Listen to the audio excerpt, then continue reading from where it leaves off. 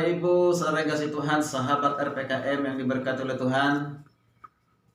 Saya sangat senang kembali menyapa Bapak Ibu saudara dimanapun saudara berada. Salam dalam kasih Kristus Yesus Tuhan kita hidup. Selamat merayakan Natal bersama dengan keluarga dan juga jemaat. Di hari sukacita ini, hari di mana kita bersyukur akan kasih Tuhan, mujizat Tuhan yang terbesar, yaitu ketika Yesus lahir datang ke dunia ini. Itulah Natal. Wow, luar biasa. Kembali bersama-sama kita akan diberkati dengan kebenaran firman Tuhan, yaitu tentang kelahiran Yesus Kristus. Di sesi yang pertama, di renungan yang pertama sudah sampaikan bahwa Yesus Kristus lahir adalah untuk menyatakan bahwa Yesus adalah manusia sejati dan Yesus sekaligus adalah Tuhan yang sejati. Manusia sejati karena Yesus harus lahir melalui seorang perawan, itu namanya Maria. Dan yang kedua harus mengandung. Dan yang ketiga ya harus lahir melalui seorang perempuan yang Maria. Dan yang berikutnya dia dibesarkan, ya, memiliki pertumbuhan layaknya manusia dari kecil menjadi besar. Dari sisi keilahiannya bahwa Yesus Kristus yang dikandung oleh Maria, yaitu dikatakan namanya Yesus adalah juru selamat. Yesus artinya juru selamat. Dan yang kedua menunjukkan keilahiannya, Yesus dikatakan memiliki tahta ya selama-lamanya.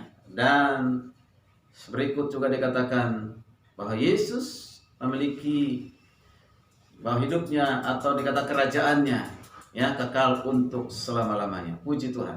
Maka kita lanjutkan pembacaan kita yang diambil dari Injil Lukas pasal yang pertama ayat yang ke 26 sampai yang ke 38. Kira saya 34. Kata Maria kepada malaikat itu, bagaimana hal itu mungkin terjadi karena aku belum bersuami? Kita perhatikan di sini ya. Dikatakan, jawab malaikat itu kepadanya, Roh Kudus akan turun bersama dan kuasa Allah yang Maha Tinggi akan menaungi engkau. Sebab itu anak yang kau lahirkan itu akan disebut kudus. Disebut kudus, anak Allah. Dan sesungguhnya Elisabet sanak sanakmu itu, ia pun mengandung seorang anak laki-laki pada hari tuannya, dan ini adalah bulan yang ke-6 bagi kita, bagi dia yang disebut mandul itu. Sebab bagi Allah tidak ada yang mustahil. Kata Maria, sesungguhnya aku ini adalah hamba Tuhan, jadilah padaku menurut perkataanmu. Itu lalu malaikat itu meninggalkan dia. Bapak Ibu saya kasih Tuhan, di nas pembahasan ini kita akan melanjutkan pembuktian Alkitab, pembuktian Tuhan bahwa Yesus Kristus yang lahir itu adalah manusia sejati sekaligus juga adalah Tuhan. Wow, luar biasa. Kalau manusia menjadi Tuhan tidak mungkin, ya. Mau dengan cara apapun manusia menjadi Tuhan tidak mungkin. Tapi kalau Tuhan, jika Tuhan menjadi manusia, itu sangat mungkin. Maka sudah dikatakan tadi di ayat yang ke-37, sebab bagi Allah tidak ada yang mustahil. Luar biasa. Sebab bagi Tuhan tidak ada yang mustahil. Jadi jangan batasi Tuhan itu dengan pikiranmu, dengan mengatakan bagaimana mungkin Allah menjadi manusia, itu pikiranmu. Pakai pikiran Tuhan, ya. Bagi kita mungkin tidak bagi kita mustahil dan tidak mungkin menjadi Allah, tapi bagi Tuhan Alkitab katakan tiada yang mustahil. Luar biasa. Maka kita perhatikan bersama-sama dari beberapa ayat yang kita sudah baca tadi, ya. Jadi malaikat Gabriel kembali mendatangi Maria dan berkata, ya, kepada malaikat berkata, bagaimana hal itu mungkin terjadi karena aku belum bersuami. Jadi ketika malaikat ini mendatangi Maria, ya, bahwa Maria akan melahirkan Yesus yang memiliki tahta kerajaan untuk selama-lamanya, lalu dikatakan bagaimana itu mungkin. Nah ini kata Maria, bagaimana itu mungkin terjadi karena aku belum bersuami. Perhatikan di sini hal yang menarik.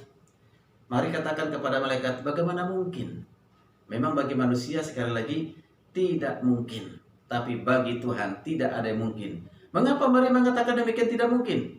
Karena mengatakan, aku belum bersuami. Nah itu dia. Ini kata, aku belum bersuami. Nah ini apa? Ini adalah suatu pembuktian nubuatan dari Nabi Yesaya, dari seorang perempuan muda yang akan melahirkan Yesus, perempuan muda yang disebut dengan Alma dalam perjanjian lama, yaitu Ibrani, dan perjanjian baru Parthenos, yang perawan masih suci.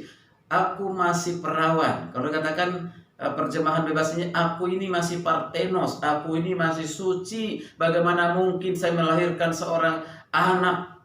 Nah itu kira-kira seperti itu. Ini perkataan dari Maria. Nah masih ada satu keraguan. Bagaimana mungkin? Tapi mari kita perhatikan bersama-sama. Ini yang luar biasa. Nah, lalu dilanjutkan di ayat yang ke-35. Jawab malaikat itu kepadanya, Roh Kudus akan turun atasmu dan kuasa Allah yang Maha Tinggi akan menaungi engkau. Sebab itu anak yang akan kau lahirkan itu akan disebut kudus, anak Allah. Ada beberapa hal yang penting untuk kita perhatikan dari ayat ini. Di ayat yang ke-35 ini dikatakan, yaitu Roh Kudus akan turun ke atasmu. Ini yang pertama. Jadi Maria mengandung itu karena Roh Kudus, yaitu Roh Allah. Jadi benih dari Roh Kudus, bukan benih dari manusia. Ini yang perlu kita pahami. Benih dari Roh Kudus, benih dari Roh Kudus atau benih dari Allah yang ada di dalam kandungan Maria yang namanya Yesus Kristus. Maka ini tidak ada campur tangan dari manusia, termasuk dari Yusuf dan tunangannya itu. Alkitab sudah jelas mengatakan demikian. Maka kelahiran Yesus itu ajaib. Tidak ada kelahiran manusia seperti kelahiran Yesus. Tidak ada. Cari dimanapun tidak ada. Hanya ada pada Yesus melalui Maria. Hebatnya itu, luar biasa. Itu aja udah keajaiban. Ya, luar biasa. Nah, kita perhatikan bersama-sama. Jadi katakan, kuasa Allah yang Maha Tinggi akan menaungi engkau. Nah ini, ada suatu jaminan dari Tuhan. Yesus yang akan dikandung dalam rahim Maria dan akan melahirkan, ada jaminan dari Tuhan dari tempat Maha Tinggi yang menyertai Maria dan menyertai kandungannya dan menyertai bayi itu pada saat lahir dan besarnya. Luar biasa.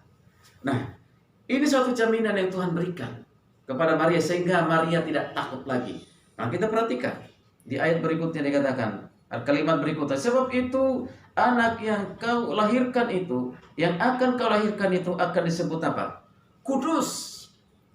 Kata kudus, kados. Nah, haikos, atau kalau kata katakan di sini adalah kudus, artinya Yesus itu kudus, tanpa dosa. Nah itu dia, ya kan? Sekalipun Yesus manusia yang dikandung melalui Maria dan dilahirkan, bertumbuh jadi besar, dia manusia, tetapi manusia yang kudus, artinya manusia yang tidak berdosa. Nah, kita cari di dunia ini siapa manusia yang tidak berdosa? Ada nggak? Coba cari, tidak ada, semua manusia berdosa. Bahkan Alkitab sudah mengatakan Roma 3:23 oleh Paulus, semua orang telah berbuat dosa, bahkan satu orang pun tidak ada yang benar. Di hadapan Allah semua sudah berdosa, semua sudah bercela, semua sudah melakukan kejahatan semenjak dosa Adam dan Hawa jatuh dalam dosa. Nah, itu dia. Jadi satu-satunya manusia yang tidak berdosa adalah Yesus. Mengapa? Karena dia bukan hanya manusia biasa. Di dalam Yesus itu pribadi yang ilahi, yang kudus. Yang kudus itu hanya Tuhan.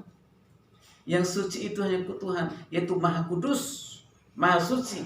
Maka Yesus adalah Tuhan. Mengapa? Karena dia Maha Suci, kudus. Alkitab katakan demikian. Luar biasa. Lalu dikatakan selanjutnya di sini, selain kudus dikatakan anak Allah. Wow, luar biasa. Ini sama seperti yang dikatakan oleh Rasul Yohanes dalam Yohanes 3:16. Karena begitu besar kasih Allah akan dunia ini, sehingga telah mengaruniakan anak yang tunggal, supaya setiap orang percaya kepadanya tidak binasa, melainkan beroleh hidup kekal. Anak yang tunggal. Anak yang tunggal.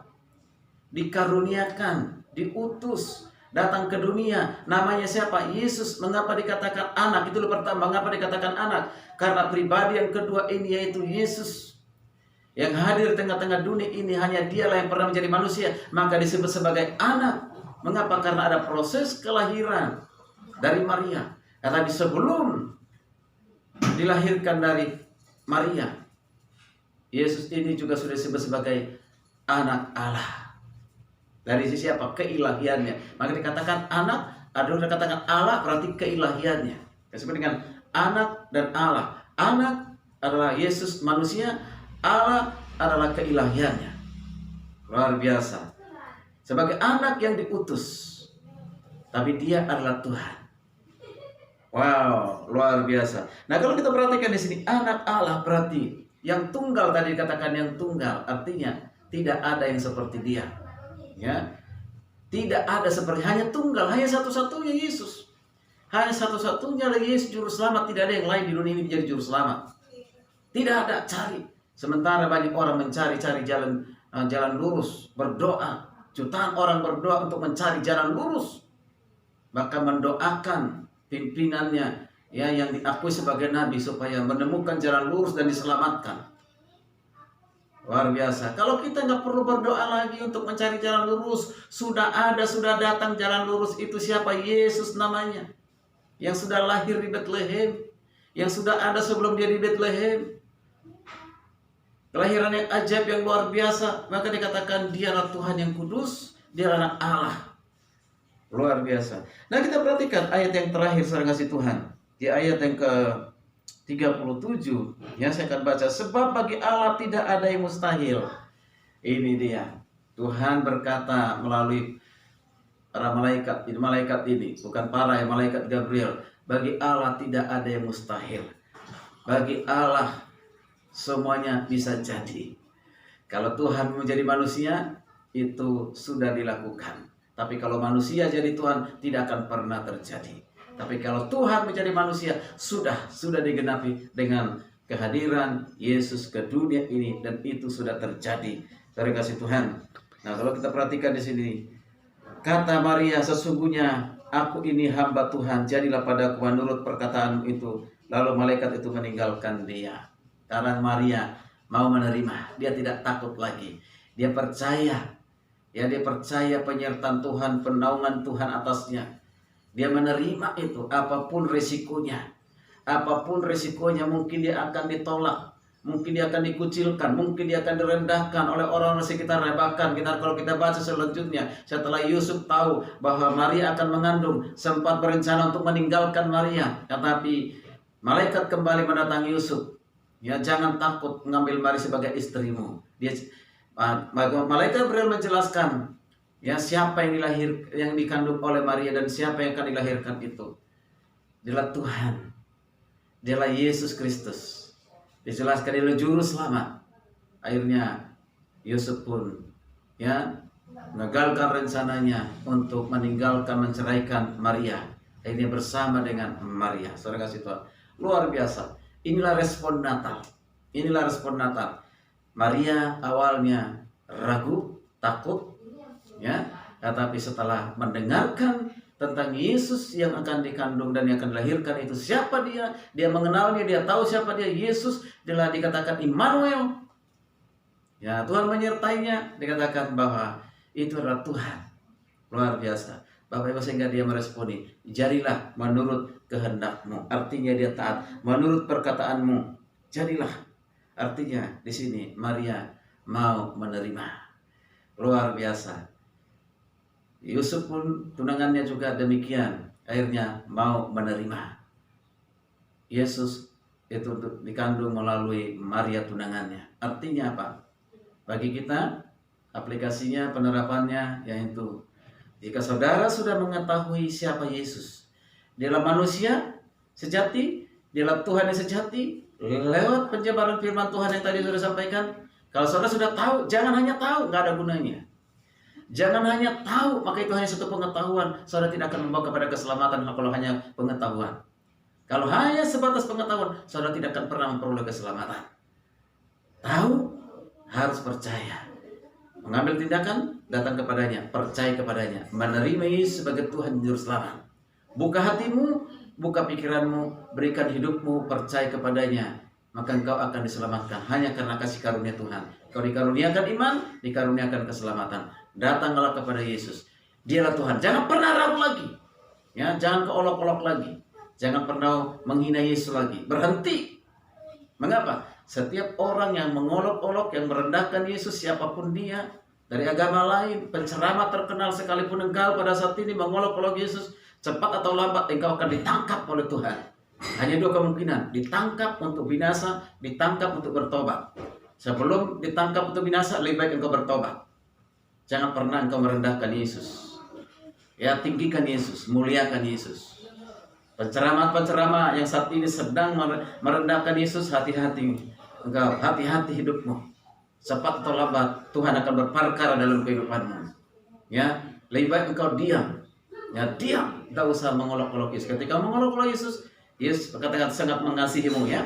Yesus sangat mengasihimu dan Yesus ingin menyelamatkan dirimu supaya engkau datang kepadanya. Tapi semakin engkau menghinanya, maka engkau akan berperkara dengan Tuhan.